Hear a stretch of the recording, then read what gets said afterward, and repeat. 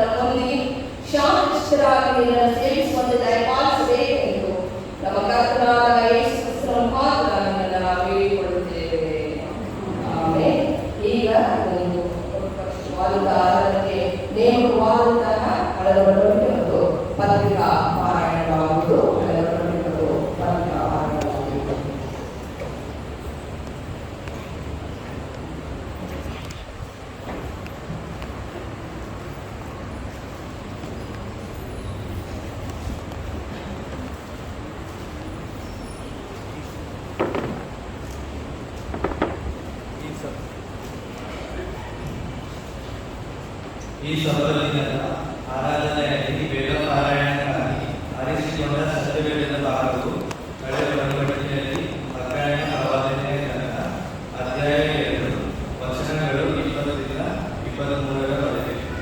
The book of Old Testament according to Haggai chapter 2 verses from 20 to 23. ಅಧ್ಯಯನ ಪ್ರವಾದನೆಯ ಗ್ರಂಥ ಅಧ್ಯಾಯ 2 ವಚನಗಳು 20ರಿಂದ 23ರವರೆಗೆ. ದೇವರ ವಾಕ್ಯವನ್ನು ಕೇಳೋಣ. ದೇಶಾಧಿಪತಿಯ ವಾಗ್ದಾನ. 9ನೇ ತಿಂಗಳಿನ 24ನೇ ದಿನದಲ್ಲಿ ಯೆಹೋವನು ಹಗ್ಗಾಯನಿಗೆ ಈ 2ನೇ ವಾಕ್ಯವನ್ನು ದಯಪಾಲಿಸಿದನು. ಯೆಹೂದ ದೇಶಾಧಿಪತಿಯಾದ ಜೆರುಬ್ಬಾಬೆಲನಿಗೆ ಹೀಗೆ ನುಡಿ: ನಾನು ಭೂಮಿಯಾಕಾಶಗಳನ್ನು ಅದುರಿಸಿ ರಾಜ್ಯಗಳ ಸಿಂಹಾಸನವನ್ನು ಕೆಡವಿ ಜನಾಂಗಗಳ ಸಂಸ್ಥಾನ ಬಲವನ್ನು ಧ್ವಂಸ ಮಾಡಿ ರಥಗಳನ್ನು ರಥಾರೂಢರನ್ನು ದೊಬ್ಬಿ ಬಿಡುವೆನು. ಕುದುರೆಗಳು ರಾಹುತರು ಬಿದ್ದು ಹೋಗುವರು. ಪ್ರತಿಯೊಬ್ಬನು ತನ್ನ ಕಡೆಯವನ ಕತ್ತಿಯಿಂದ ಹತನಾಗುವನು. ಸೇನಾಧೀಶ್ವರ ಯೆಹೋವನು ಇಂತೆನ್ನುತ್ತಾನೆ: ಶೆಯಲ್ತೀಯೇಲನ ಮಗನು ನನ್ನ ಸೇವಕನೂ ಆದ ಜೆರುಬ್ಬಾಬೆಲನೇ, ಆ ದಿನದಲ್ಲಿ ನಾನು ನಿನ್ನನ್ನು ತೆಗೆದುಕೊಂಡು ಮುದ್ರೆಯುಗ್ರವಾಗಿ ಮಾಡಿಕೊಳ್ಳುವೆನು. ಇದಕ್ಕೆ ನಿನ್ನನ್ನು ಆರಿಸಿಕೊಂಡಿದ್ದೇನೆ. ಇದು ಸೇನಾಧೀಶ್ವರ ಯೆಹೋವನ ನುಡಿ.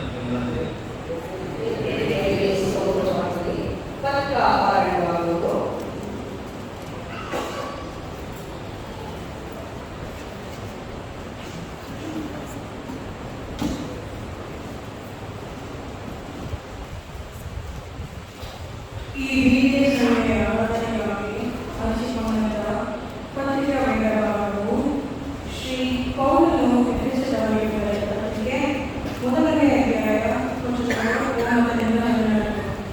ಶ್ರೀ ಪೌಲನು ಎಫೆಸದವರಿಗೆ ಬರೆದ ಪತ್ರಿಕೆ 1ನೇ ಅಧ್ಯಾಯ ವಚನಗಳು 9ರಿಂದ 14. ದೇವರ ವಾಕ್ಯವನ್ನು ಕೇಳೋಣ. ಇನ್ನು ಹೆಚ್ಚಾಗಿ ನಾನು ನಿರ್ವಹಿಸಬೇಕಾದ ಒಂದು ಕೃತಿಗಳ ಸಂಕಲ್ಪವನ್ನು ಆತನು ಕ್ರಿಸ್ತನಲ್ಲಿ ಮೊದಲೇ ನಿಷ್ಕರ್ಷೆ ಮಾಡಿಕೊಂಡಿದ್ದನು. ಅದೇನೆಂದರೆ ಭೂಪರಲೋಕಗಳಲ್ಲಿರುವ ಸಮಸ್ತವನ್ನು ಕ್ರಿಸ್ತನಲ್ಲಿ ಒಂದಾಗಿ ಕೂಡಿಸಬೇಕೆಂಬುದೇ.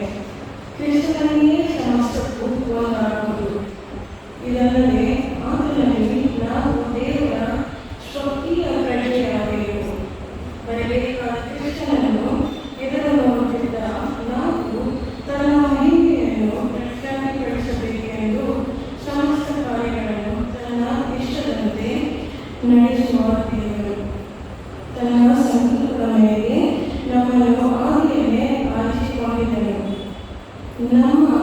ನಿಮ್ಮ ರಕ್ಷಣೆಯ ವಿಷಯವಾದ ಸುವಾರ್ತೆ ಎಂಬ ಸತ್ಯವಾಕ್ಯವನ್ನು ಕೇಳಿ ಕ್ರಿಸ್ತನಲ್ಲಿ ನಂಬಿಕೆ ಇಟ್ಟವರಾದ ನೀವು ಸಹ ವಾಗ್ದಾನ ಮಾಡಲ್ಪಟ್ಟ ಪವಿತ್ರಾತ್ಮನೆಂಬ ಮುದ್ರೆಯನ್ನು ಹೊಂದಿದ್ದೀರಿ. ದೇವರು ಸಂಬೋಧಿಸಿಕೊಂಡ ಜನರಿಗೆ ವಿಮೋಚನೆಯಾಗುವುದೆಂಬುದಕ್ಕೆ ಪವಿತ್ರಾತ್ಮನು ನಮ್ಮ ಬಾಧ್ಯತೆಗೆ ಸಂಚಕಾರವಾಗಿದ್ದಾನೆ.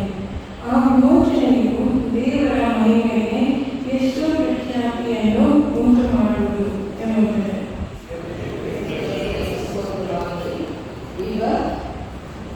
Previous teachers of ಸ್ವಯಂ ಸೇವಕರಿಂದ ಒಂದು ವಿಶೇಷ ಕ್ರಿಯೆಯನ್ನು ಆರಂಭಿಸುತ್ತಾ previous teachers ಮತ್ತು ಸ್ವಯಂ ಸೇವಕರಿಂದ ಒಂದು ವಿಶೇಷ ಕ್ರಿಯೆಯನ್ನು ಆರಂಭಿಸುವ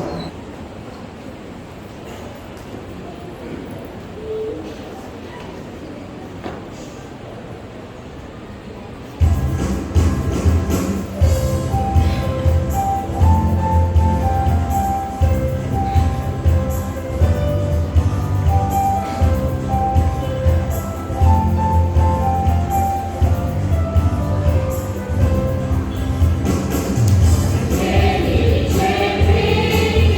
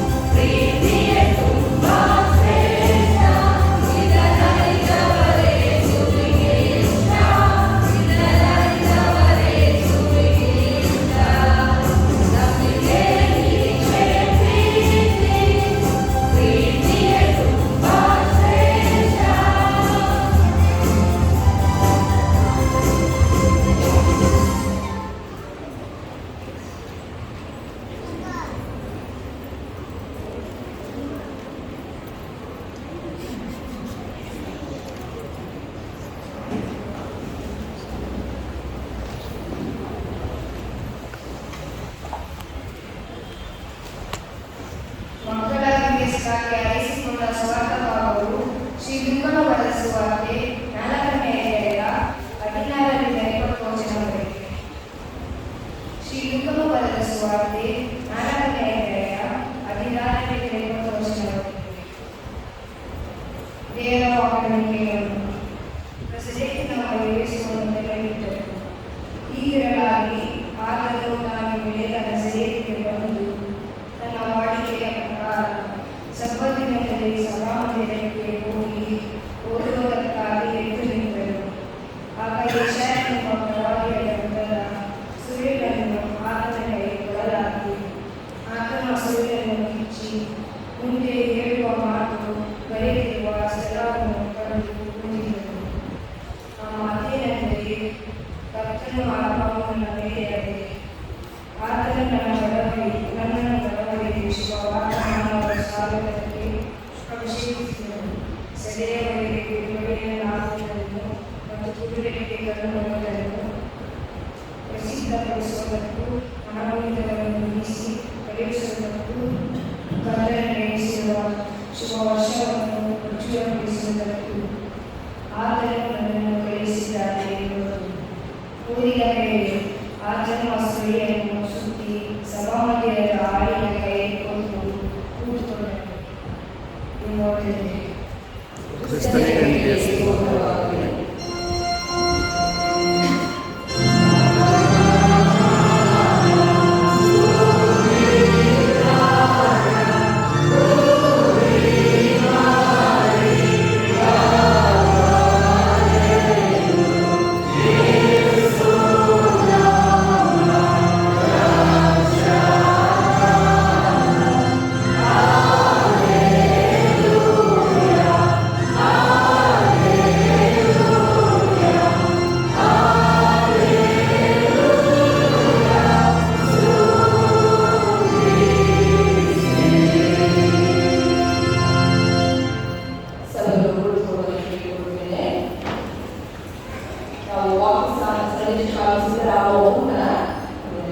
ವರ್ಷದ ಸಾಲಿನ BTS ನಮ್ಮ ಸಭೆಯಲ್ಲಿ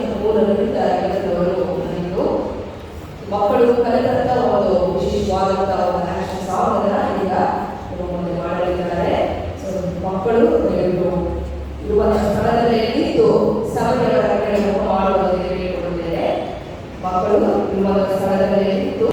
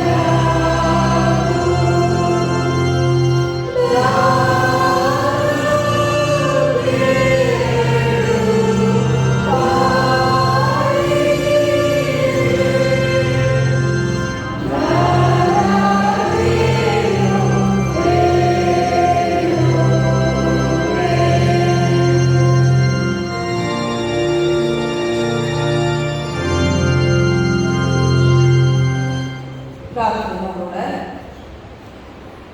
ಕರ್ತನೇ, ನಮ್ಮ ಶರಣನೇ, ನಮ್ಮ ವಿಮೋಚಕನೇ, ನಿನ್ನ ದಾಸಿಯಾದ ನನ್ನನ್ನು ಆಶೀರ್ವದಿಸು. ನಿನ್ನ ವಾಕ್ಯವನ್ನು ಕೇಳಲು ನಾವು ಸಿದ್ಧರಿದ್ದೇವೆ. ವಾಕ್ಯದ ಮೂಲಕ ನಮ್ಮೊಟ್ಟಿಗೆ ಮಾತನಾಡು. ಮುದ್ರೆಯುಂಗರವನ್ನಾಗಿ ನಿನ್ನನ್ನು ಆಲಿಸಿಕೊಂಡಿದ್ದೇನೆ ಎಂಬುದಾಗಿ ಹೇಳುವಾಗ ಆ ಜವಾಬ್ದಾರಿಗಳನ್ನು ಹೊತ್ತು ಆ ಜವಾಬ್ದಾರಿಯನ್ನು ನಮ್ಮ ಕಾರ್ಯಗಳ ಮೂಲಕ ಪ್ರತಿಫಲಿಸಲು ವಾಕ್ಯದ ಮೂಲಕ ನಮಗೆ ಎಚ್ಚರಿಸು. ಸಭೆಯಾದ ಪ್ರತಿಯೊಬ್ಬೊಬ್ಬರನ್ನ ನೀವು ಆರಿಸಿಕೊಂಡಿದ್ದೆ ಸ್ವಾಮಿ. ನಾವು ನಿನ್ನಯ ಮುದ್ರೆಯ ಉಂಗುರಗಳಾಗಿದ್ದೇವೆ. ಹೌದು, ನಮ್ಮ ಜೀವನದ ಮೂಲಕ ಕಾರ್ಯವಿಸುವ ಹಾಗೆ ನೀನು ತಾನೇ ನಮ್ಮೊಟ್ಟಿಗೆ ಮಾತನಾಡು. ಹೌದು ಸ್ವಾಮಿ, ಒಂದು ಆರಾಧನೆಯಲ್ಲಿ ಎಲ್ಲ ಮಕ್ಕಳನ್ನ ನಿನ್ನ ಕರೆಗೆ ಒಪ್ಪಿಸಿಕೊಳ್ಳಲಾಗಿದ್ದೇವೆ. ಮಕ್ಕಳನ್ನ ಪ್ರೀತಿಸುವಂತ ಪ್ರಾರ್ಥನೆಯಾಗಲಿದೆ. ಮಕ್ಕಳಿಗೂ ಕೂಡ ನನ್ನ ವಾಕ್ಯದ ಮೂಲಕ ಬಲಪಡಿಸುವವರಿಗೆ ಕೊಟ್ಟಿರುವಂತಹ ತಲಾಂತಗಳನ್ನು ನಿನ್ನ ಮಹಿಮೆಗಾಗಿ ಉಪಯೋಗಿಸಿಕೊಳ್ಳಲು ಸಾಧನಗಳನ್ನಾಗಿ ಬಳಸಿಕೊ. ಕರ್ತನೇ, ನಮ್ಮ ಶರಣನೇ, ನಮ್ಮ ವಿಮೋಚನೆ, ನಮ್ಮ ಬಾಯ ಮಾತುಗಳು ನಮ್ಮೆಲ್ಲರ ಹೃದಯದ ಜ್ಞಾನವು ಕೇವಲ ನಿನಗೆ ಮಾತ್ರ ಸಮರ್ಪಕವಾಗಿರಲಿ. ಕರ್ತನಲ್ಲಿ ಪ್ರೀತಿಯುಳ್ಳ ದೇವಜನರೇ, ಬಂದಿರುವ ನಾವೆಲ್ಲರನ್ನ ಕ್ರಿಸ್ತೇಸುವಿನ ಸುಮಧುರ ನಾಮದಲ್ಲಿ ನಾವು ವಂದಿಸುವುದಾಗಿದ್ದೇನೆ.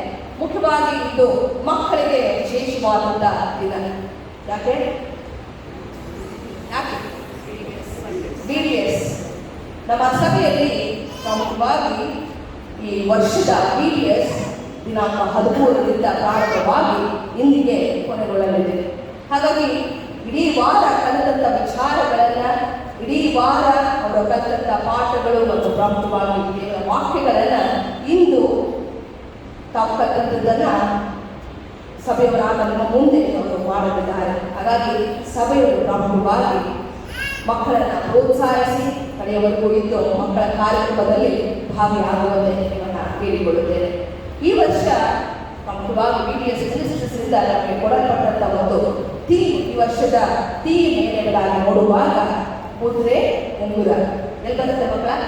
ಮುದ್ರೆ ಉಂಗುರ ಹಗಾಯ 2:23. ಈಗ ಹಗಾಯ 2:23ರಲ್ಲಿರುವಂಥ ಒಂದು ಪ್ರಸ್ತಾಪ ಮುದ್ರೆ ಉಂಗುರವನ್ನಾಗಿ ನಿಮ್ಮನ್ನ ಮಾಡಬೇಕೆಂಬುದಾಗಿ. ಹಾಗಾಗಿ ಸಿಗ್ನೆಟ್ರಿ ಈ ಒಂದು ಪ್ರಸ್ತಾಪದಡಿಯಲ್ಲಿ ಈ ವರ್ಷ ನಮಗೆ ಪ್ರಮುಖವಾಗಿ ಅನೇಕ ವಿಚಾರಗಳನ್ನ ಮಕ್ಕಳು ಕಲಿಯುವಂತೆ, ಕೇವಲ ಮಕ್ಕಳು ಮಾತ್ರವಲ್ಲ, ನಿರ್ದೇಶಕರು ಮತ್ತು ಟೀಚರ್ಸ್ ಕೂಡ ತಮ್ಮ ಜೀವನ ಆಧ್ಯಾತ್ಮಿಕ ಬೆಳವಣಿಗೆಗಾಗಿ ಈ ಒಂದು ಮುದ್ರೆ ಉಂಗುರದ ಪ್ರಸ್ತಾಪದಡಿಯಲ್ಲಿ ಅನೇಕ ವಿಚಾರಗಳನ್ನು ಕಲಿಯಲಾಗುವಂತೆ ಒಂದು ವರ್ಷ ನಮಗೆ ಕೊಡಲ್ಪಟ್ಟಿತು. ಬೇರೆ ಮುದ್ರೆ ಉಂಗುರ ಅನ್ನುವಾಗ ಪ್ರಮುಖವಾಗಿ ಮುದ್ರೆ ಉಂಗುರವನ್ನ ನಾವು ಮುದ್ರೆ ಉಂಗುರದಲ್ಲಿ 3 ಸತ್ಯಾಂಶಗಳನ್ನು ನಾವು ನೋಡಬಹುದಾಗಿದೆ.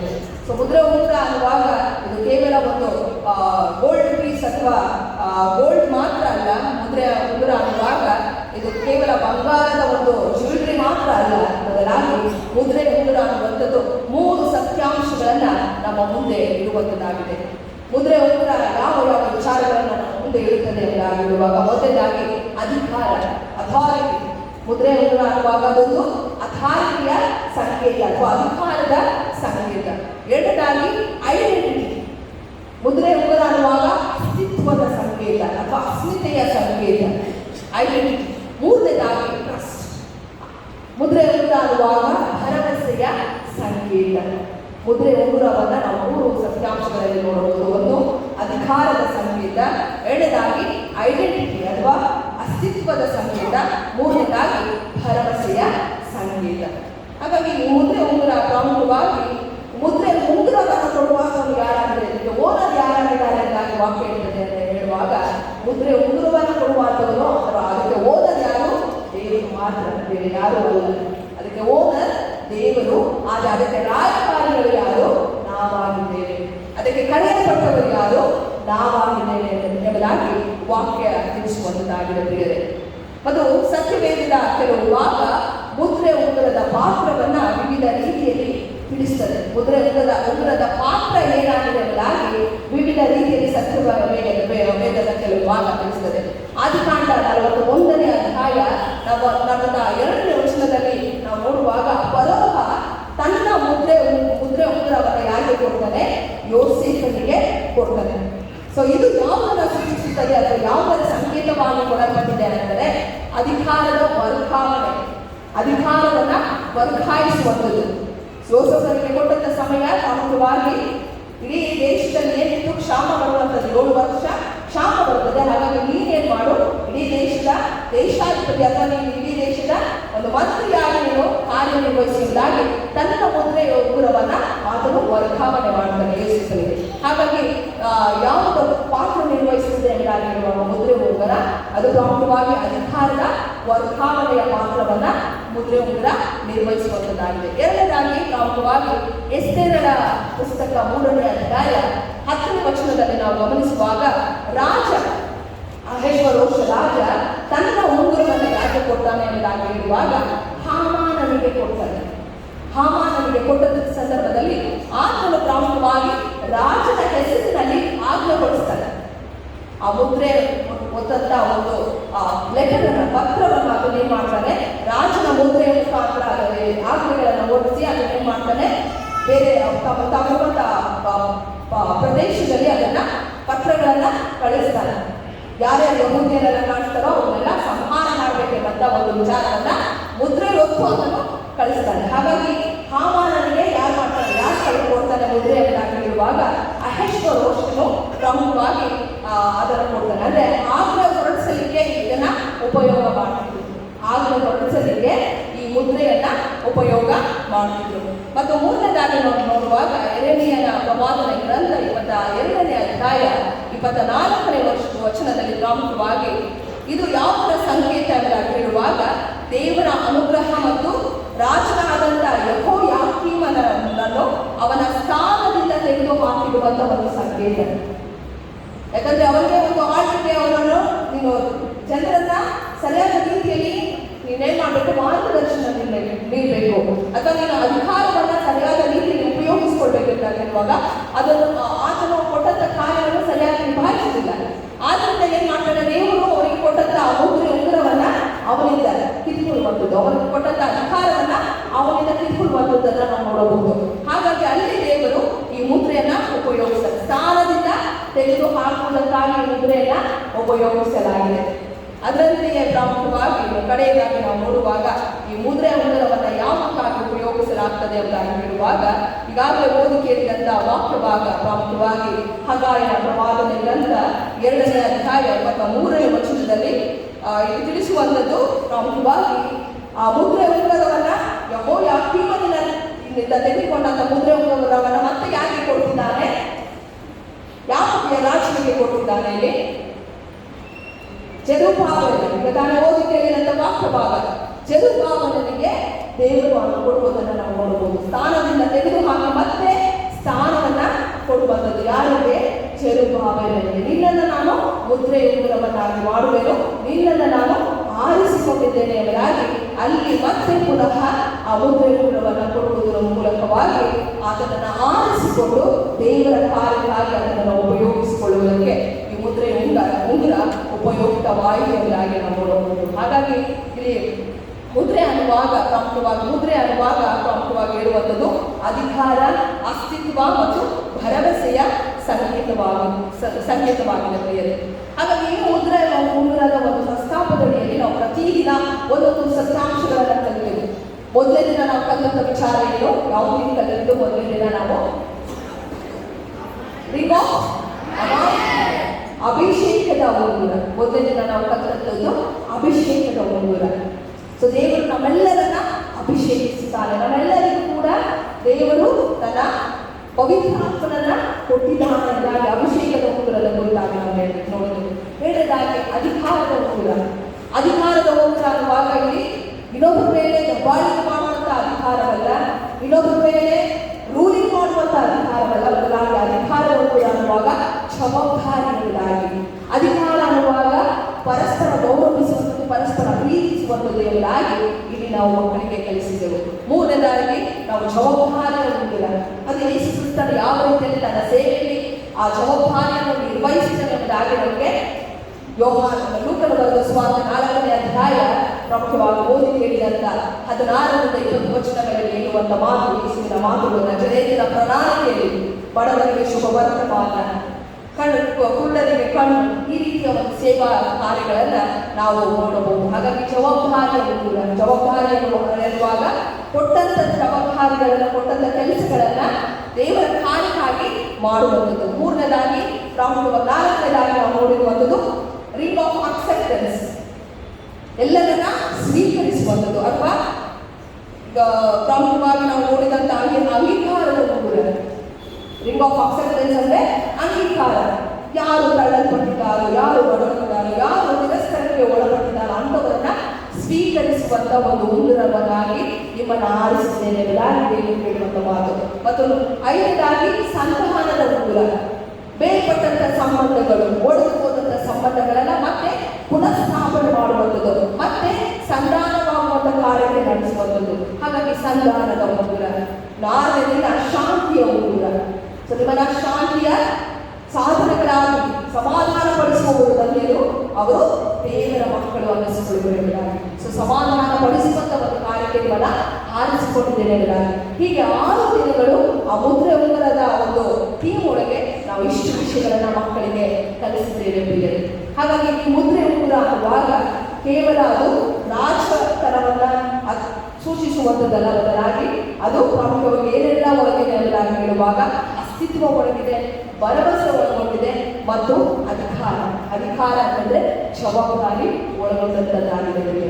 ಇಂಥ ವಿಚಾರಗಳನ್ನ ನಾವು ಮಕ್ಕಳಿಗೆ ಕಲಿಸಿದ್ದೇವೆ ಪ್ರಿಯರೇ. ಮತ್ತು ಪ್ರಾಮುಖ್ಯವಾಗಿ ನಾವು ಓದಿ ಕೇಳಿದಂತಹ ಹಗ್ಗಾಯನ ಪ್ರವಾದನ ಗ್ರಂಥವನ್ನು ನಾವು ಗಮನಿಸುವಾಗ ಇಲ್ಲಿ ವಿಶೇಷವಾಗಿ ಹಗ್ಗಾಯ ಯಾಕೆ ಮುದ್ರೆ ಉಂಗುರದ ಬಗ್ಗೆ ಮಾತನಾಡುತ್ತಾನೆ ಎಂಬುದಾಗಿರುವಾಗ ಇದರ ಹಿನ್ನೆಲೆ ಗಮನಿಸುವಾಗ ಹಗ್ಗಾಯನ ಪ್ರವಾದನ ಗ್ರಂಥ ಬರೆದಂತ ಕಾಲ ಯಾವುದು ಯಾಕಿರುವಾಗ ಪ್ರಾಮುಖ್ಯವಾಗಿ ಸೆರೆಯಿಂದ ಅವರು ಹಿಂತಿರುಗಿ ಬಂದಂತ ಕಾಲ. ಇಸ್ರಾಯೇಲ್ ಯಹೂದ್ಯರು ಬ್ಯಾಬಿಲೋನ್ ಸೆರೆಯಿಂದ ಹಿಂತಿರುಗಿ ಬಂದಂತ ಕಾಲ. ಅವ್ರು ಹಿಂತಿರುಗಿ ಬರುವಂತ ಸಂದರ್ಭದಲ್ಲಿ ಈಗಾಗಲೇ ಏನಾಗಿದೆ, ದೇವಾಲಯ ಕೆಡವಲ್ಪಟ್ಟಿದೆ. ಯೆರೂಸಲೇಮ್ ದೇವಾಲಯ ಕೆಡವಲ್ಪಟ್ಟಿದೆ. ಹಾಗಾಗಿ ಕೋರೇಶರು ಪ್ರಾಮುಖ್ಯವಾಗಿ ಅವರು ಹೇಳುವಂತ ಮಾತು, ನೀವು ಹೋಗಿ ನಿಮ್ಮ ದೇವಾಲಯವನ್ನು ಪುನಃ ಸ್ಥಾಪನೆ ಮಾಡಿಕೊಳ್ಳಿ, ಪುನಃ ಕಟ್ಟಿಕೊಳ್ಳಿ ಎಂಬುದಾಗಿ ಹೇಳಿದಂತ ಆಜ್ಞೆಗಳಿಗೆ ಸರಿಯಾಗಿ ಅವರು ಕಟ್ಟಲು ಪ್ರಾರಂಭಿಸ್ತಾರೆ. ಆದರೆ ದೇವರು ಕೊಟ್ಟಂತ ಒಂದು ಆಜ್ಞೆಗಳಿಗೆ ಸರಿಯಾಗಿ ಅವರು ನಡೆಯುವುದಿಲ್ಲ. ಕಟ್ಟಲು ಪ್ರಾರಂಭಿಸ್ತಾರೆ. ಮೊದಲನೇದಾಗಿ ಸ್ಟಾರ್ಟಿಂಗ್ ಅಲ್ಲಿ ಅವರು ಕಟ್ಟೋದಕ್ಕೆ ಪ್ರಾರಂಭಿಸ್ತಾರೆ. ನಂತರ ಅವರು ಕೊಟ್ಟಂತ ಕಾರ್ಯವನ್ನ, ಅವರ ಪ್ರಯಾರಿಟೀಸಿನ, ಅವರ ಆದ್ಯತೆಗಳನ್ನ ಅವ್ರು ಯಾರಲ್ಲಿ ತೋರಿಸ್ತಾರೆ ಅಂತ ಹೇಳುವಾಗ ಸ್ವಂತ ಆಲೋಚನೆಗಳಿಗೆ, ಸ್ವಂತ ಮನೆಗಳನ್ನ ಕಟ್ಟುಕೊಳ್ಳುವುದಕ್ಕೆ ಅವರು ಪ್ರಯಾಣಗಳನ್ನ ತೋರಿಸ್ತಾರೆ. ಅದು ಆದ್ಯತೆಗಳನ್ನ ಕೊಡ್ತಾರೆ. ದೇವಾಲಯನ ಕಟ್ಟುವುದನ್ನು ನಿಲ್ಲಿಸಿ ಅವ್ರು ಏನ್ ಮಾಡ್ತಾರೆ, ಸ್ವಂತ ಮನೆಗಳನ್ನು ಕಟ್ಟಿಕೊಳ್ಳುವುದಕ್ಕೆ ಪ್ರಾರಂಭ ಮಾಡ್ತಾರೆ. ಹಾಗಾಗಿ ಹಗ್ಗಾಯನ ಪ್ರವಾದನ ಗ್ರಂಥ ಪುಸ್ತಕದಲ್ಲಿ ಮೇಲೆ ಹೇಳುವಂತ ಮಾತೇನೆಂದ್ರೆ ಮತ್ತೆ ಪುನಃ ದೇವಾಲಯವನ್ನು ಕಟ್ಟಿರಿ ಎಂಬುದಾಗಿ ಹೇಳುವಂಥದ್ದು, ಮತ್ತೆ ಆದ್ಯತೆ ಪ್ರಯಾರಿಟಿ ವಿಷಯದಲ್ಲಿ ದೇವರನ್ನು ಮಾತನಾಡುವಂಥದ್ದನ್ನು ನಾವು ನೋಡಬಹುದು. ಹಗ್ಗಾಯನ ಮುಖಾಂತರವಾಗಿ ನೀವು ಪ್ರಯಾರಿಟಿ, ಮೊದಲ ಆದ್ಯತೆ ಯಾರಿಗೆ ಕೊಡಬೇಕು, ದೇವರಿಗೆ ಕೊಡಬೇಕು ವಿನಃ ನಿಮಗಾಗಿ ಅಲ್ಲ ಎಂಬುದಾಗಿ. ಸೊ ನಾವು ಹೇಳ್ತೇವೆ, ನಿಮ್ಮ ಫಸ್ಟ್ ನೀವು ಪ್ರಯಾರಿಟಿಯಲ್ಲಿ ಫಸ್ಟ್ ಸ್ಥಾನ ಯಾರಿಗೆ ಕೊಡ್ತೀನಿ ಎಂಬುದಾಗಿ ಹೇಳುವಾಗ ಅದೇನು ಹೇಳ್ತೇವೆ, ದೇವರಿಗೆ ಎಂಬುದಾಗಿ ಹೇಳ್ತೇವೆ. ಯಾಕಂದ್ರೆ ಮಕ್ಕಳ ಒಂದು ಬುಕ್ಸ್ ಅಲ್ಲಿ ಕೂಡ ಇತ್ತು, ಬುಕ್ ಅಲ್ಲಿ ಪ್ರಯಾರಿಟಿ ವೈಸ್ ಬರೀರಿ ಅಂತ ಹೇಳುವಾಗ ದೇವರು ಮೊದಲು, ಆಮೇಲೆ ತಂದೆ ತಾಯಿಗಳು, ಆಮೇಲೆ ಸಭೆ, ಫ್ರೆಂಡ್ಸ್, ಈ ರೀತಿಯಲ್ಲಿ. ಸೊ ನಾವು ಮೊದಲು ಆದ್ಯತೆ ಯಾರಿಗೆ ಅಂತ ಹೇಳ್ತೇವೆ, ದೇವರಿಗೆ ಅಂತ ಹೇಳ್ತೇವೆ. ಆದ್ರೆ ನಾವು ಮಾಡಬೇಕಾಗಿರುವ ಕೆಲಸಗಳಲ್ಲಿ ಎಲ್ಲ ಫಸ್ಟ್ ನಮ್ಮ ಕೆಲಸಗಳನ್ನ ನಾವು ಮುಗಿಸ್ಕೊಂಡು ಆಮೇಲೆ ಲಾಸ್ಟ್ ಪಾರ್ಟ್ ಯಾರಿಗೆ ಕೊಡ್ತೇವೆ, ದೇವರಿಗೆ ಕೊಡ್ತೇವೆ. ಹಾಗಾಗಿ ಈ ಪ್ರಯಾರಿಟಿ ವಿಚಾರದಲ್ಲೂ ಕೂಡ ಹಗ್ಗಾಯ ಮಾತಾಡ್ತಾರೆ. ಸೊ ಮೊದಲ ಆದ್ಯತೆ ಯಾರಿಗೆ ಸಿಗಬೇಕು, ದೇವರಿಗೆ ಸಿಗಬೇಕು.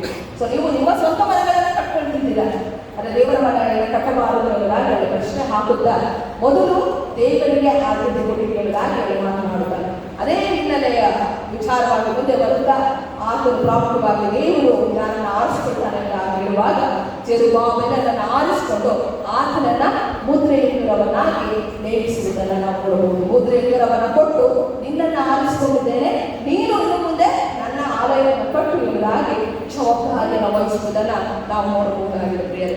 ಹಾಗಾಗಿ ಹಗ್ಗಾಯನಿಗೆ ಗೊತ್ತಿತ್ತು ಯಾವುದು ಮುಖ್ಯ ಮತ್ತು ಏನು ಮಾಡಬೇಕು ಎಂಬುದಾಗಿ ಆತನಿಗೆ ಚೆನ್ನಾಗಿ ತಿಳಿದಿತ್ತು. ಹಾಗಾಗಿ ದೇವ ಜನರಿಗೆ ಅದಕ್ಕೆ ಪ್ರತಿಕ್ರಿಯಿಸುವ ಹಾಗೆ ಸವಾಲನ್ನು ಹಾಕ್ತಾರೆ. ಸೊ ದೇವರು ಇಂಥ ಕೆಲಸಗಳನ್ನ ನಮಗೆ ನೇಮಿಸಿದ್ದಾರೆ. ಅದಕ್ಕೆ ನಾವು ಪ್ರತಿಕ್ರಿಯಿಸಬೇಕೆಂಬುದಾಗಿ ಅಲ್ಲಿ ಜನರಿಗೆ ಆದರೂ ಸವಾಲನ್ನು ಹಾಕುವುದನ್ನ ನಾವು ನೋಡಬಹುದಾಗಿದೆ. ಹಾಗಾಗಿ ಪ್ರಾಮುಖ್ಯವಾಗಿ ನಾವು ಇಲ್ಲಿ ಗಮನಿಸಬೇಕಾದಂಥ ವಿಷಯವನ್ನು ಹೇಳುವಾಗ ಪ್ರತಿಯೊಬ್ಬರನ್ನು ಕೂಡ ನಮ್ಮನ್ನು ಕೂಡ ದೇವರು ಆರಿಸಿಕೊಂಡಿದ್ದಾನೆ. ನಮಗೂ ಕೂಡ ದೇವರು ಜವಾಬ್ದಾರಿಗಳನ್ನ ಕೊಟ್ಟಿದ್ದಾನೆ. ಮಕ್ಕಳಿಂದ ಮೊದಲುಗೊಂಡು ಹಿರಿಯರ ತನಕ ಪ್ರತಿಯೊಬ್ಬರಿಗೂ ಕೂಡ ಆಯ್ಕೆ ಮಾಡಲಾಗಿದೆ. ಆದರೆ ಆ ಜವಾಬ್ದಾರಿಗಳನ್ನ ನಾವು ಹೇಗೆ ನಿಭಾಯಿಸುತ್ತೇವೆ? ನಮ್ಮನ್ನು ಕೂಡ ದೇವರು ಮುದ್ರೆಯನ್ನು ಮಾಡಿದ್ದಾರೆ. ಆ ಉಂಗುರವನ್ನು ನಾವು ಹೇಗೆ ಬಳಕೆ ಮಾಡಿಕೊಳ್ತಿದ್ದೇವೆ ಎಂಬುದನ್ನು ಕೂಡ ನಾವು ಅವಲೋಕಿಸುವಂಥದ್ದು ಬಹಳ ಪ್ರಾಮುಖ್ಯ. ಆ ಉಂಗುರ ಪ್ರಾಮುಖ್ಯವಾಗಿ ದೇವರ ಪ್ರಸನ್ನತೆ ಮತ್ತು ಅಧಿಕಾರವನ್ನು ಹೊಂದಿರುವಂಥ ವ್ಯಕ್ತಿಯಾಗಿ ನಾವು ಆ ಉಂಗುರವನ್ನು ಬಳಕೆ ಮಾಡಿಕೊಂಡಿದ್ದೇವೋ, ದೇವರು ನಮಗೆ ಉಂಗುರವನ್ನಾಗಿ ಕೊಟ್ಟಿದ್ದಾನೆ. ಉಂಗುರವನ್ನಾಗಿ ನಮ್ಮನ್ನು ಆಯ್ಕೆ ಮಾಡಿಕೊಂಡಿದ್ದೇನೆ. ಅದು ಅಧಿಕಾರಕ್ಕಾಗಿ ನಾವು ಬಳಕೆ ಮಾಡಿಕೊಂಡಿದ್ದೇವೋ ನಮ್ಮನ್ನು ನಾವು ಪ್ರಶ್ನೆ ಮಾಡಿಕೊಳ್ಳಬೇಕು ಪ್ರಿಯರೇ.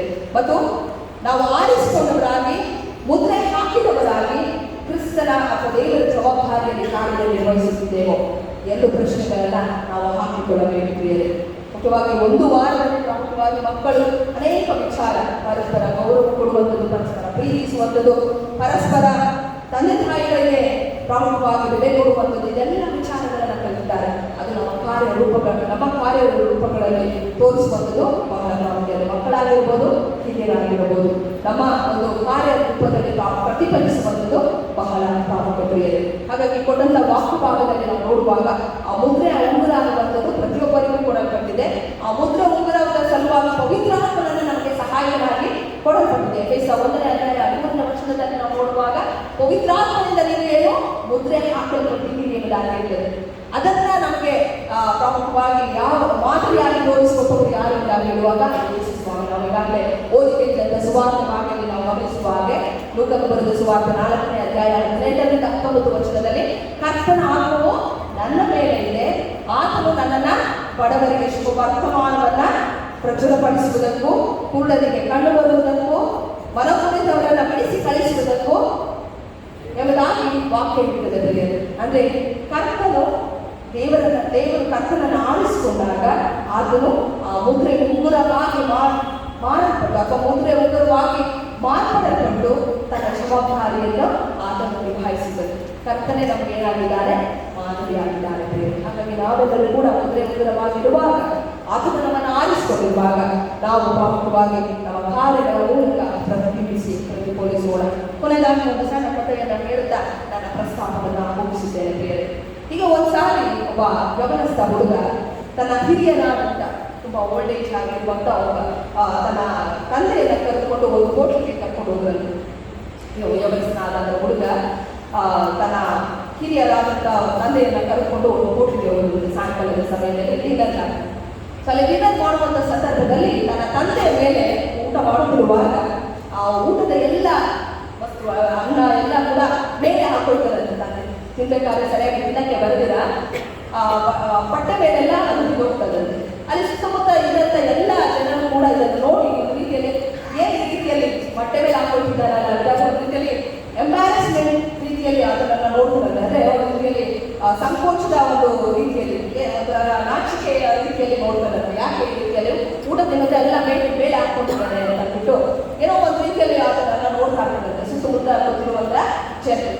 ಆದರೆ ಮಗ ಮಾತ್ರ ಅದಕ್ಕೆ ಯಾವುದಕ್ಕೂ ಪ್ರತಿಕ್ರಿಯಿಸಿದೆ ತನ್ನ ತಂದೆಯನ್ನು ಕರೆದುಕೊಂಡು ವಾಶ್ರೂಮ್ಗೆ ಕರ್ಕೊಂಡು ಹೋಗಿ ಎಲ್ಲ ಮೇಲೆ ಬಿದ್ದಂಥ ಎಲ್ಲ ಅನ್ನದ ಪಾರ್ಟಿಕಲ್ಸ್ ಏನೇನಿತ್ತು ಎಲ್ಲ ಅದನ್ನ ವಾಶ್ ಮಾಡಿ ಮತ್ತೆ ಪುನಃ ಕರ್ಕೊಂಡು ಬರ್ತಾನೆ. ಮತ್ತೆ ಬಿಲ್ ಎಷ್ಟಾಗಿದೆ ಅನ್ನೋದನ್ನು ಕೇಳಿ ಆ ಬಿಲ್ಲನ್ನು ಸೆಟ್ಲ್ ಮಾಡಿ ಹೊರಡುವಂಥ ಸಂದರ್ಭದಲ್ಲಿ ಅಲ್ಲೇ ಕೂತಂತ ಕೆಲವು ಗುಂಪಿನಲ್ಲಿ ಒಬ್ಬ ಹಿರಿಯರು ಬಂದು ಇಲ್ಲೇ ಏನೋ ಬಿಟ್ಟು ಹೋಗ್ತಿದ್ದೀರಾ ಅನ್ನೋದಾಗ ನಿಮಗೆ ಅನಿಸೋದಿಲ್ವೋ ಎಂಬುದಾಗಿ ಆ ಹಿರಿಯರಲ್ಲಿ ಒಬ್ಬ ಹಿರಿಯರು ಕೇಳಿರಂತೆ. ಆಗ ಗಮನಸ್ಥ ವ್ಯಕ್ತಿ ಹೇಳ್ತಾರಂತೆ, ನಾನೇನು ಬಿಟ್ಟು ಹೋಗ್ತಿಲ್ವಲ್ಲ, ಇದೆಲ್ಲ ನಾನು ಏನು ಬೇಕೋ ಅದನ್ನು ತೆಗೆದುಕೊಂಡಿದ್ದೇನೆ, ನನ್ನ ಬಿಲ್ಲನ್ನು ನಾನು ಸೆಟ್ಲ್ ಮಾಡಿದ್ದೇನೆ ಅಂತ ಹೇಳಿದಾಗ, ನೀವಿಲ್ಲ ಏನೋ ಬಿಟ್ಟು ಹೋಗ್ತಿದ್ದೀರಾ ನೆನಪಿಸ್ಕೊಳ್ರಿ, ಇಲ್ಲಿಂದ ಏನೋ ಬಿಟ್ಟು ಹೋಗ್ತಿದ್ದೀರಾ ಎಂಬುದಾಗಿ ನೆನಪಿಸ್ಕೊಳ್ಳಿ ಅಂತ ಹೇಳಿದಾಗ, ಇಲ್ಲ ನಾನು ಏನು ಬಿಟ್ಟು ಹೋಗ್ತಿಲ್ಲ ಅಂತ ಹೇಳುವಾಗ ಆ ಹಿರಿಯ ವ್ಯಕ್ತಿ ಹೇಳಿದಂತೆ, ಇಲ್ಲಿದ್ದಂಥ ಜನರಿಗೆಲ್ಲ ಒಂದು ಪಾಠವನ್ನು ನೀವು ಕಲಿಸಿ ಹೋಗ್ತಿದ್ದೀರಾ, ತಂದೆ ತಾಯಿಯೆಲ್ಲ ನಾವು ಹೇಗೆ ನೋಡ್ಕೋಬೇಕೆಂಬುದಾಗಿ ಪಾಠವನ್ನು ನೀವು ಕಲಿಸಿ ಹೋಗ್ತಿದ್ದೀರಾ, ತಂದೆಯ ಒಂದು ಪಟ್ಟೆಯ ಮೇಲೆ ಇಟ್ಟಂಥ ವಸ್ತುಗಳೆಲ್ಲ ನೀವು ಸ್ವಚ್ಛ ಮಾಡಿ, ಇಲ್ಲಿ ಜನ ಏನೆಲ್ಲ ಮಾತಾಡ್ಕೊಂಡ್ರು ಕೂಡ ಅದನ್ನು ಯಾವುದು ಕೇಳಿ ಮಾಡಿದ್ರೆ ತಂದೆ ಮೇಲೆ ಇರುವಂತ ಪ್ರೀತಿಯನ್ನ ಗೌರವವನ್ನ ನೀವು ಏನ್ ಮಾಡಿದ್ರೆ ನೀವು ಶಾಲೆಗಳಲ್ಲಿ ತೋರಿಸಿದ್ರೆ ಈ ಪಾಠವನ್ನ ನೀವು ಇಲ್ಲದ ಜನರಿಗೆ ಕಲಿಸಿ ಹೋಗ್ತಿದ್ರೆ ಅವರಾಗಿ ಆ ಹಿರಿಯನಾದಂಥ ವ್ಯಕ್ತಿ ಅಲ್ಲಿ ಆ ಹುಡುಗರಿಗೆ ಹೇಳ್ತಾರೆ. ಸೊ ಪ್ರಿಯ ಮಕ್ಕಳೇ, ಮುಖ್ಯವಾಗಿ ತಂದೆ ತಾಯಿಗಳನ್ನ ಪ್ರೀತಿಸಿ ಅವರು ನಿಮ್ಮ ಮನೆಯಲ್ಲಿ ಎಷ್ಟು ಪ್ರೀತಿ ಮಾಡ್ತಾರೆ ಅಂತ ಹೇಳುವಾಗ ನಿಮಗೆ ಎಲ್ಲವನ್ನ ತ್ಯಾಗ ಮಾಡಲು ಸಿಗುತ್ತಿದ್ದಾರೆ. ಸೊ ಅಂತ ತ್ಯಾಗ ಅಂತ ತಮ್ಮ ಜೀವನಗಳನ್ನೇ ನಿಮಗಾಗ ಮೂಡುಪಾಟಿಟ್ಟಿರುವಂಥ ಸಂದರ್ಭದಲ್ಲಿ ನೀವು ಬೆಳೆದಾಗ ತಂದೆ ತಾಯಿಗಳನ್ನೇ ಯಾವತ್ತೂ ಮರೆತು ಹೋಗಬಾರದು. ತಂದೆ ತಾಯಿಗಳು ಏನೇ ಮಾಡಿದ್ರು ಕೂಡ ನಾವು ಒಂದೊಂದ್ಸರಿ ಏನ್ ಮಾಡ್ತೇವೆ, ಏನ್ ಮಾಡ್ತೀವಿ ನಾವು ಏಜ್ ಡಿಫ್ರೆನ್ಸ್ ಅಲ್ಲಿ ಏನ್ ಹೇಳ್ತೇವೆ ಅಲ್ವಾ, ಈಗ ಜೆನ್ಸಿ ಕಿಡ್ಸ್ ಮಕ್ಕಳಾಗಿ ಬೇರೆ ನಾವು ಹೇಳ್ಕೊಂಡಿದ್ದೇವೆ ಅಲ್ವಾ. ಸೊ ಈಗಿನ ಜನರೇಷನ್ ಅವರಲ್ಲ, ನೀವು ನಿಮ್ಮ ಜನರೇಷನ್ನೇ ಬೇರೆ. ಸೊ ನಿಮ್ಮ ಜನರೇಷನ್ನೇ ಬೇರೆ ಇದ್ದಾಗ ಏನ್ ಮಾಡ್ತೇವೆ, ಈ ಆಗಿನ ಥರ ಮಾತಾಡಬೇಡ, ಈಗಿನ ಥರ ಮಾತಾಡೋದಾಗಿ ನಮಗೇನೋ ಬೇರೆ ನಮಗೆ ತಿಳಿದ ರೀತಿಯಲ್ಲಿ ನಮಗೆ ಚೆನ್ನಾಗಿ ಗೊತ್ತಿರೋದೇನೋ ರೀತಿಯಲ್ಲಿ ನಾವು ಮಾತಾಡ್ತೇವೆ. ಆದರೆ ತಂದೆ ತಾಯಿಗಳಿರುವಷ್ಟು ಅನುಭವ ನಮ್ಗೆ ಯಾರಿಗೂ ಇಲ್ಲ. ಹಾಗಾಗಿ ತಂದೆ ತಾಯಿಗಳನ್ನ ಪ್ರೀತಿಸೋಣ, ತಂದೆ ತಾಯಿಗಳನ್ನ ಗೌರವಿಸೋಣ. ಈ ವಿಚಾರಗಳನ್ನ ನೀವು ಗೊತ್ತು ಲೋಕಕ್ಕೆ ಹೋಗಿ ಉಪ್ಪಾಕಿ ಬೆಳಕಾಗಿ ಮಕ್ಕಳ ನೀವು ಸಾಕ್ಷೀಕರಿಸಿದ್ರಿ. ದೇವರ ವಾಕ್ಯಗಳನ್ನ ಆಶೀರ್ವದಿಸ್ತಾರೆ. ಪ್ರಾರ್ಥನೆ ಮಾಡೋಣ. ಪ್ರತಿಯೊಬ್ಬರನ್ನ ಆರಿಸಿಕೊಂಡು ಮುದ್ರೆ ಉಂಗುರವನ್ನಾಗಿ ಮಾಡಬೇಕೆಂಬುದಾಗಿ ಹೇಳಿದಂತ ಕರ್ತನೆ, ವಿಶೇಷವಾಗಿ ಸ್ವಾಮಿ ಈ ಒಂದು ದಿನದಲ್ಲಿ ಕೊಟ್ಟಂತ ಪ್ರಸ್ತಾಪದಲ್ಲಿ ನಿನ್ನ ವಾಕ್ಯವನ್ನ ಧ್ಯಾನಿಸಿದ್ದೇವೆ.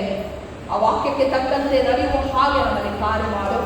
ವಿಶೇಷವಾಗಿ ಮಕ್ಕಳು ತಮ್ಮ ಕಲಿತಂತ ಎಲ್ಲರೂ ಕೂಡ ಒಂದು ಕಿವಿಯಲ್ಲಿ ಕೇಳಿ ಮತ್ತೊಂದು ಕಿವಿಯಲ್ಲಿ ಇಡದ ಹಾಗೆ ತಮ್ಮ ಜೀವಿತದಲ್ಲಿ ಅಳವಡಿಸಿಕೊಳ್ಳುವ ಹಾಗೆ ನೀನೇ ಸಹಾಯಿಸು. ಯೇಸು ಕ್ರಿಸ್ತನ ಉದಾರ ನಾಮದಲ್ಲಿ ಪ್ರಾರ್ಥನೆಯನ್ನು ಬೇಡುವುದಾಗಿದ್ದೇವೆ.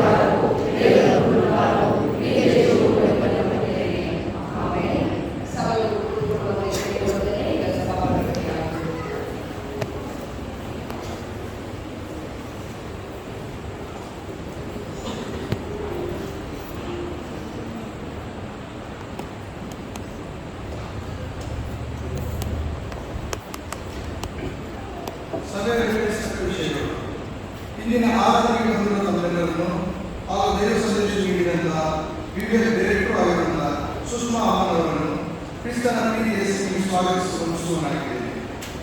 ಈ ವಾರದಲ್ಲಿ ತಮ್ಮ ಜನ್ಮದಿನವನ್ನು ಸ್ನೇಹಿತರು Kumar Prabodh Balachandra, Shri G Kumar Reddy, doctor S Devakumar, Shrimati Anita Jha, Shri K S Devaprasad, Shri M John Daniel, Kumari Karen Veena, Kumari Neha Jasmine S, reverend P Matthew Ronald, Shri Elisha S, Kumari T Jas Krishna, Shrimati Amrita M, Shri Vijay Paul, Shrimati Anita Manase, Kumari Asha Sharon ಇವರುಗಳು. ಈ ವಾರದಲ್ಲಿ ತಮ್ಮ ಗೃಹ ವಾಸವನ್ನು ಆಚರಿಸುತ್ತಿರುವ ನಮ್ಮ ಸಭಾ ದಂಪತಿಗಳು ಶ್ರೀಮತಿ ಪ್ರೀತಿ ಹಾಗೂ ಪ್ರಭಾಕರೇಶ್ವರ, ಶ್ರೀಮತಿ ಡೆಸಿನಾ ಹಾಗೂ ಪ್ರೇಮ್ ರೋಷನ್ ಅಶ್ವ, ಶ್ರೀಮತಿ ಭಾಗ್ಯಲತಾ ಹಾಗೂ ವಿದ್ಯಾರಾಜೇಂದ್ರ, ಶ್ರೀಮತಿ ಶ್ವೇತಾ ರೇಷ್ಮಾ ಹಾಗೂ ವ್ಯಾನಿ ಆರ್ಯನ್, ಶ್ರೀಮತಿ ರೀಟಾ ಹಾಗೂ ಯೋಹಾನ್ ಮಧುಕಟ್ಟಿ, ಶ್ರೀಮತಿ ಸುಜಾತ ಹಾಗೂ ವಿಜಯ ಜಯಪ್ರಕಾಶ್, ಶ್ರೀಮತಿ ಸುಶೀಲಾ ಹಾಗೂ ಬೆಳ್ಳಿ ಸುಜಿತ್ ಕುಮಾರ್, ಶ್ರೀಮತಿ ಹೇಮಲತಾ ಹಾಗೂ ಅಜಿತ್ ಕುಮಾರ್ ಇವರೆಲ್ಲರನ್ನು ತಂದೆ ದೇವರು ಮುಂದಿನ ಇನ್ನೂ ಹೆಚ್ಚಾಗಿ ಆಚರಿಸುವುದರೆಂದು ಸಭೆಯಾಗಿ ಆಚರಿಸುವವರಾಗಿದ್ದೇವೆ. ಕಳೆದ ವಾರ ಕಾಣಿಕೆ ಇರುವಾಗ ಸಭಾಮುಖಿಯಾಗಿ ಬಂದ 21,200, ಕೃತಜ್ಞತಾ ಕಾಣಿಕೆ 5,850, ಕಾಣಿಕೆ ಚೀಲದಿಂದ ಬಂದದ್ದು 23,155, ಜನ್ಮದಿನದ ಕಾಣಿಕೆ 3,300, ವಿವಾಹ ವಾರ್ಷಿಕೋತ್ಸವ ಕಾಣಿಕೆ 1,200, ದಶಮಾಂಶ ಕಾಣಿಕೆ 4,500, ಪುನರುತ್ಥಾನ ಹಬ್ಬದ ಕಾಣಿಕೆ 7,100, ಬಡವರಿಗೆ ಹಣದ ಕಾಣಿಕೆ 1,000, ಒಟ್ಟು ಸಂಗ್ರಹವಾದ ಮೊತ್ತ 67,750. ಸುಗ್ಗಿ ಹಬ್ಬದ ಆರಾಧನೆಯನ್ನು ಉಸುರಾದ ಬಾಕಿಯ 4,500, ಮಹಿಳಾ ಕೂಟದ ಇಂಡಿ ಮಾರಾಟದಿಂದ ಬಂದ 7,500. ಕಳೆದ ಸೋಮವಾರದಿಂದ ಈ ದಿನದವರೆಗೂ ವಿವ್ಯಸ್ತಾಗಿ ನಮ್ಮ ಸಭೆಯ ಅನೇಕರು ಹಣ ಸಹಾಯವನ್ನು ಮತ್ತು ವಿವ್ಯಸ್ತ ಭಾಗವಹಿಸುವವರೆಲ್ಲರಿಗೂ ಊಟ ಆರೋಗ್ಯ ವ್ಯವಸ್ಥೆಯನ್ನು ಮಾಡಿರುತ್ತಾರೆ. ಊಟದ ವ್ಯವಸ್ಥೆಗೆ ಹಣ ಸಹಾಯ ಮಾಡಿದವರು ಶ್ರೀ ಎಸ್ ಮೋಹನ್ ಕುಮಾರ್ ಕುಟುಂಬದವರು 10,250, ಶ್ರೀ ಸಂದೇಶ್ ಶ್ರೀಯಾರ್ ಕುಟುಂಬದವರು 10,250, ಶ್ರೀ ಸಾಮರ್ ಪ್ರಶಾಂತ್ ಕುಮಾರ್ ಹಾಗೂ ಕುಟುಂಬದವರು 10,250, ಶ್ರೀ ಎಸ್ ಚಂದ್ರರಾಜ್ ಹಾಗೂ ಕುಟುಂಬದವರು 10,250, ಶ್ರೀ ಬೆನ್ಸನ್ ಜೈಕರ್ ರಾಜ್ ಹಾಗೂ ಕುಟುಂಬದವರು 30,000, ಶ್ರೀ ಕೃಷ್ಣಪ್ಪ ಪ್ರಕಾಶ್ ಹಾಗೂ ಕುಟುಂಬದವರು 10,250, ಶ್ರೀ ಅನಿಲ್ ಮಧುಕಟ್ಟೆ ಕುಟುಂಬದವರು 10,000, ಒಟ್ಟು 91,250. ಮಕ್ಕಳಿಗೆ ಜ್ಯೂಸ್ಗಾಗಿ ಹಣ ಸಹಾಯ ಮಾಡಿದವರು Shri Joseph 1,300, Shrimati Angel Mary 1,000. BBSಗಾಗಿ ಹಣ ಸಹಾಯ ಮಾಡಿದವರು ಸುಹಾಸ್ರಿ 20,000, ಶ್ರೀಮತಿ ಶ್ರುತಿ ಹಾಗೂ Sujay Kumar 10,000, Shri Suresh Gayan 7,000, Shrimati Shiromani 1,000, Shri Shantaraj 1,000, Jean Paul Victor 5,000, Joseph Minalkar 1,000, Shri Uma Devaprasad 3,000, doctor S Devakumar 1,000, Shrimati Angel Mary 1,000, Shri Sunil Raj 6,000, doctor Pramod 5,000, Shri Charles Masaya 1,000, Shri John Emmanuel Paul 1,500, Shrimati Deepti Ganesh 2,000, doctor Vinita Krishnappa 5,000, Shri Kiran Kumar 10,000, Shri Praveen Kumar Sundar 7,000, Shri Joya Kumar 5,000, Shri N A 5,000, VBS ಮಕ್ಕಳ ಕಾಣಿಕೆ 16,840. ಒಟ್ಟು ಸಂಗ್ರಹವಾದ ಮೊತ್ತ 1,09,340.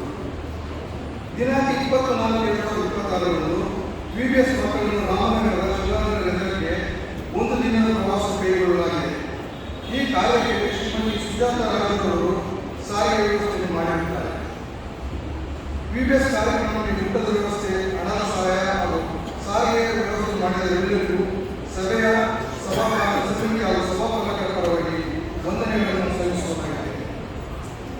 ನಮ್ಮ ಡಯಾಸಿಸ್ನವರು ನಡೆಸುತ್ತಿರುವ ಬೋರ್ಡಿನ ಮಕ್ಕಳಿಗೆ ಸೇರಿಸುವ 8ರಿಂದ 12 ವರ್ಷ ವಯಸ್ಸಿನ ಹೆಣ್ಣು ಹಾಗೂ ಗಂಡು ಮಕ್ಕಳಿಗೆ ಅರ್ಜಿಯನ್ನು ಕರೆಯಲಾಗಿದೆ. ಮಕ್ಕಳನ್ನು ಬೋರ್ಡಿನ ಮಕ್ಕಳಿಗೆ ಸೇರಿಸುವ ಇಷ್ಟವುಳ್ಳ ತಂದೆ ತಾಯಿಗಳು ಅರ್ಜಿಯನ್ನು ಪಡೆದು ದಿನಾಂಕ 12/7/2026 ಡಯಾಸ್ ಆಫೀಸ್ ಸಲ್ಲಿಸತಕ್ಕದ್ದು. ಇವರಿಗೆ ಸಂಬಂಧಪಟ್ಟ ಜೆರಾಕ್ಸ್ಗಳಿಗೆ ಸೂಚನಾ ಫಲಕದಲ್ಲಿ ಹಾಕಲಾಗಿದೆ. ನಮ್ಮ ಡಯಾಸಿಸ್ ಸೇರಿದ good beautification college government Bengaluru ಈ ಸಂಸ್ಥೆಗೆ 2026-27 ಅವಧಿಗೆ ಪದವಿ ತರಗತಿಗಳ ಪ್ರವೇಶಕ್ಕಾಗಿ ಅರ್ಜಿಯನ್ನು ಕರೆಯಲಾಗಿದೆ. ಇವರಿಗೆ ಸಂಬಂಧಪಟ್ಟ ಜೆರಾಕ್ಸ್ಗಳಿಗೆ ಸೂಚನಾ ಫಲಕದಲ್ಲಿ ಹಾಕಲಾಗಿದೆ. ನಮ್ಮ ಡಯಾಸಿಸ್ ಸೇರಿದ ಯುನೈಟೆಡ್ ಮಿಷನ್ PUC ಹಾಗೂ ಡಿಗ್ರಿ ಕಾಲೇಜ್ ಬೆಂಗಳೂರು ಈ ಸಂಸ್ಥೆಯಲ್ಲಿ 2027 ಅವಧಿಗೆ PUC ಹಾಗೂ ಪದವಿ ತರಗತಿ ಪ್ರವೇಶಕ್ಕಾಗಿ ಅರ್ಜಿಯನ್ನು ಕರೆಯಲಾಗಿದೆ. ಇವರಿಗೆ ಸಂಬಂಧಪಟ್ಟ ಸೂಚನಾ ಫಲಕದಲ್ಲಿ ಹಾಕಲಾಗಿದೆ. ನಮ್ಮ ಡಯಾಸಿಸ್ ಸೇರಿದ ಬಿಷಪ್ ಡಾಕ್ಟರ್ ಗನ್ಸ್ ಬೆಂಗಳೂರು ಈ ಸಂಸ್ಥೆಯಲ್ಲಿ ಅವರು ಹುದ್ದೆಗಳು ಖಾಲಿ ಇರುವುದರಿಂದ ಅರ್ಜಿಯನ್ನು ಕರೆಯಲಾಗಿದೆ. ಅಭ್ಯರ್ಥಿಗಳು ಅರ್ಜಿ ಸಲ್ಲಿಸಬಹುದು. ಅರ್ಜಿ ಸಲ್ಲಿಸಲು 24/2026 ಗಡಿಯಲ್ಲಿರುತ್ತದೆ. ಇವರಿಗೆ ಸಂಬಂಧಪಟ್ಟ ಜೆರಾಕ್ಸ್ಗಳನ್ನು ಸೂಚನಾ ಫಲಕದಲ್ಲಿ ಹಾಕಲಾಗಿದೆ. ಸಭೆಯನ್ನು ಗಮನಿಸುವಂತಿದೆ. PBSನಲ್ಲಿ ಪಾಲ್ಗೊಂಡ ಎಲ್ಲ ಮಕ್ಕಳನ್ನು ಹಾಗೂ ಮಕ್ಕಳನ್ನು ಉತ್ತಮ ರೀತಿಯಲ್ಲಿ ತರಬೇತಿಗೊಳಿಸಿದಂಥ ಎಲ್ಲ ಶಿಕ್ಷಕಿಯರನ್ನು PBS ಎಲ್ಲ ಕಾರ್ಯಕ್ರಮಕ್ಕೆ ಯಶಸ್ವಿಗೊಳಿಸಲು ಸಹಕರಿಸಿದಂಥ ಸ್ವಯಂ ಸೇವಕರಿಗೆ ಸಭೆಯ ಸಭಾಪತಿ ಸಮಿತಿಯ ಹಾಗೂ ಸಭಾಪಾಲಕರ ಪರವಾಗಿ ವಂದನೆಗಳನ್ನು ತಿಳಿಸುವುದಾಗಿದೆ. ಈ ವರ್ಷದ ಕ್ರಿಕೆಟ್ ಕಾರ್ಯಕ್ರಮ ತೋರಿಸಿದಂಥ ಸಬ್ಬಸಾಲ ಸಂಚಾಲಕರಾದ ಶ್ರೀಮತಿ ಮಧುರ ದಯಾನಂದವರಿಗೂ ಹಾಗೂ ಎಲ್ಲ ರೀತಿಯಲ್ಲಿ ಸಹಕರಿಸಿದಂಥ ಸಭಾಪತಿ ಸಮಿತಿ ಸದಸ್ಯರಿಗೂ ವಂದನೆಗಳನ್ನು ಸಲ್ಲಿಸುವುದಾಗಿದೆ. ಕಳೆದ ಒಂದು ವಾರದಿಂದ BPS ಕಾರ್ಯಕ್ರಮವನ್ನು ಯಶಸ್ವಿಯಾಗಿ ನಡೆಸಿಕೊಟ್ಟಂತ ನಮ್ಮ ಸಭಾಪಾಲಕರ BPS ಡೈರೆಕ್ಟರ್ ಆದಂಥ ಸುಷ್ಮಾ ಅಮ್ಮನವರಿಗೆ ಸಭೆಯ ಹಾಗೂ ಸಭಾಪತಿ ಸಮಿತಿಯ ಪರವಾಗಿ ವಂದನೆಗಳನ್ನು ಸಲ್ಲಿಸುವುದಾಗಿದೆ. ಆರಾಧನೆ ನಂತರ ಸಭೆಗೆ ಸಿದ್ಧಪಡಿಸಲಾಗಿದೆ. ಪ್ರೀತಿಯಿಂದ ಸ್ವೀಕರಿಸುತ್ತಿದ್ದೇನೆ. ಮುಂದಿನ ಭಾನುವಾರ ಬೆಳಗ್ಗೆ 9 ಗಂಟೆಗೆ ಆರಾಧನೆಯನ್ನು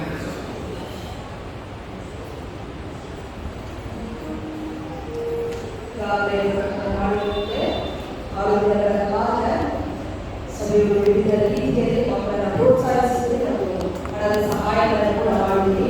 ಪ್ರತ್ಯಕ್ಷವಾಗಿ ಮತ್ತು ಪರೋಕ್ಷವಾಗಿ ಸಹಾಯ ಮಾಡುವ ಎಲ್ಲರಿಗೂ ಕೂಡ ನಮ್ಮ ಸಭಾಪಾಲಕ ಸಮಿತಿ ಸಭೆಯ ಪರವಾಗಿ ವಂದನೆಗಳನ್ನು ತಿಳಿಸಿಕೊಡಲಿದ್ದೇವೆ.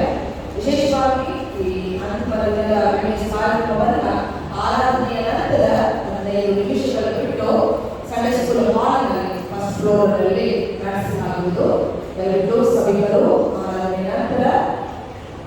ಆರಾಧನೆಯ ನಂತರ ಇಲ್ಲೇ ಇದ್ದು ಮಕ್ಕಳ ಕಾರ್ಯಕ್ರಮವನ್ನು ವೀಕ್ಷಿಸಬೇಕಾಗಿ ಮತ್ತು ಪ್ರೋತ್ಸಾಹಿಸಬೇಕಾಗಿ ಕೋರುತ್ತೇವೆ. ಒಂದು ವೇಳೆ ಹತ್ತಲು ಸಾಧ್ಯವಾಗದಂತ ಹಿರಿಯರಿಗೆ ಕೆಳಗೆ ವ್ಯವಸ್ಥೆ ಮಾಡಲಾಗಿದೆ. ಮೇಲಕ್ಕೆ ಹತ್ತಕ್ಕೆ ಆಗದಂತ ಹಿರಿಯರಿಗೆ ಕೆಳಗೆ ವ್ಯವಸ್ಥೆ ಮಾಡಲಾಗಿದೆ. ಹಿರಿಯರು ವೀಕ್ಷಿಸಬಹುದು. ಹಾಗಾಗಿ ಎಲ್ಲರೂ ಕೂಡ ದಿನದಲ್ಲಿ ಕಾರ್ಯಕ್ರಮವನ್ನು ಇದ್ದು ವೀಕ್ಷಿಸಬೇಕಾಗಿ ಮಕ್ಕಳನ್ನು ಪ್ರೋತ್ಸಾಹಿಸಬೇಕಾಗಿ ಸಹಕರಿಸಬೇಕಾಗಿ ನಿಮ್ಮನ್ನ ಪ್ರೀತಿಯಿಂದ ಕೇಳಿಕೊಳ್ಳುತ್ತೇನೆ.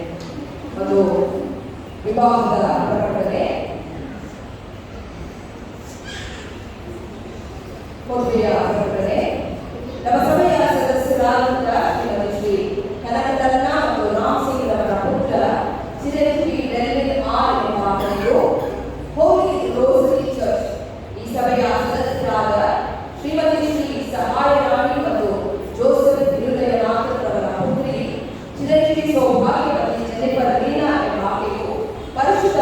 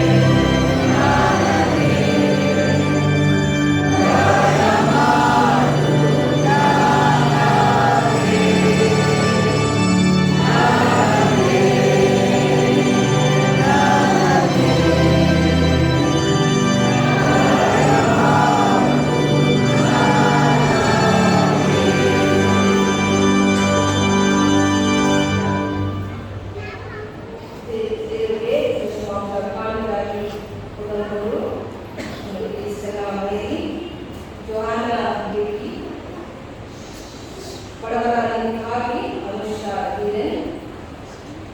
ದೇವರು ಮಾಡುವ ಉಪಕಾರಗಳನ್ನು ನೆನಪಿಸಿಕೊಳ್ಳುವುದನ್ನು ಕಾಣಿಕೆಯನ್ನು ಸಮರ್ಪಿಸಿದವರು ಶ್ರೀ ಆನ್ಸನ್ ವಿನರ್ ಅಮನ್ನ, ಸಂಜನಾ ಕಟ್ಟಗಿ,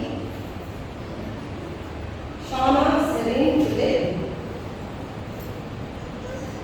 ಕುಮಾರಿ ಅಗಮ್ಯ ಗ್ರೇಸ್ ಜೇಡಿ, ಇವಾ ಡೇವಿಡ್, ಬೆಂಜಮಿನ್ ಸುಜಿತ್ ಕುಮಾರ್ ಕುಟುಂಬ, ಶ್ರೀಮತಿ ರೇಖಾ ಕೃಷ್ಣ ಕುಮಾರ್, ಸಿಮೋನಾ ಗೌಡ್, ಏಂಜಲಿನ್ ಮುನ್ಸಿ ಹಾಗೂ ಜನ್ಮದಿನವನ್ನು ಕಂಡು ಕಾಣಿಕೆಯನ್ನು ಸಮರ್ಪಿಸಿದವರು Sharon Mary, Kumari Gnana Gnanashri Paul, Kumari Smita Grace JD, Prashant JD, Simpson, Shrimati Ashalatha C ಬೊಸಿಯಾ, ಶ್ರೀ ಮನೋಜ್ ಆಶ್ರೇ ಸೋನ್ಸ್, ಎಡ್ವಿನ್ ವಿಜಯಕುಮಾರ್ ಹಾಗೂ ವಿವಾಹ ವಾರ್ಷಿಕೋತ್ಸವ ನಡೆದರು. ಶ್ರೀಮತಿ ಶ್ರೀ ಪ್ರಭಾಕರ್ ಪ್ರೀತಾ ದೇಶರತ್ನಂ, ಅನಿಂದ್ರ ಸುಪುತ್ರ ಮತ್ತು ಅಗಸ್ಟಿನ್ ಎಂ ಅಮನ್ನ ಎಲ್ಲ ಕಾರ್ಯಕ್ರಮಗಳಿಗೆ ಸಮರ್ಪಿಸಿ ಮಧ್ಯದಲ್ಲಿರುವಂತಹ ಹಿರಿಯರಾದಂತಹ ವಾರ್ಡ್ ಶ್ರೀಯವರು ಪ್ರಾರ್ಥನೆ ನಡೆಸುವಂತೆ ಹೇಳಿದರು.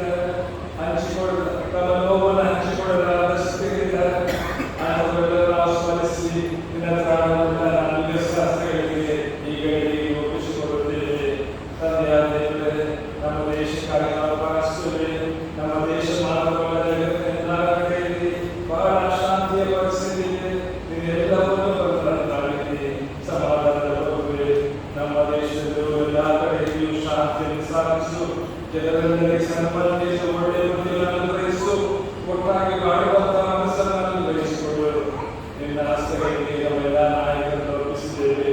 ಈ ಸಮಯದಲ್ಲಿ ಕೂಡ ಮತದಾರರಿಗೆ ಸ್ತೋತ್ರವನ್ನು ಸಲ್ಲಿಸಿ ನಿನ್ನ ಹಸ್ತಗಳಿಂದ ಮರೆಯುತ್ತೇವೆ. ನಿನ್ನ ಚಿತ್ತವೇ ನಮ್ಮ ಭಾರತದಲ್ಲಿ ಕ್ರಿಸ್ತನ ನಾಮದಲ್ಲಿ ಬೇಡಿದ್ದೇವೆ ಸ್ವಾಮಿ. ಆಮೆನ್.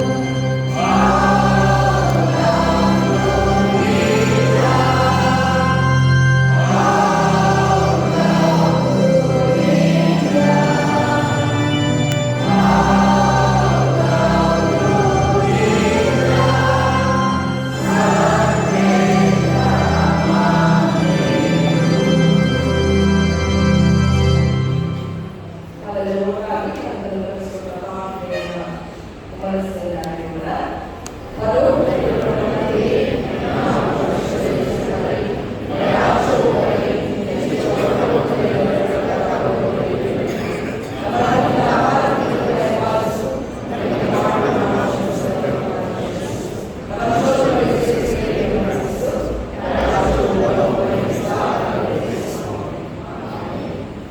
ವಿಶ್ವಾಸದಿಂದ ಪ್ರಾರ್ಥನೆಯನ್ನು ಆಶೀರ್ವಾದಗಳ ಹೊಂದಿಕೊಳ್ಳೋಣ.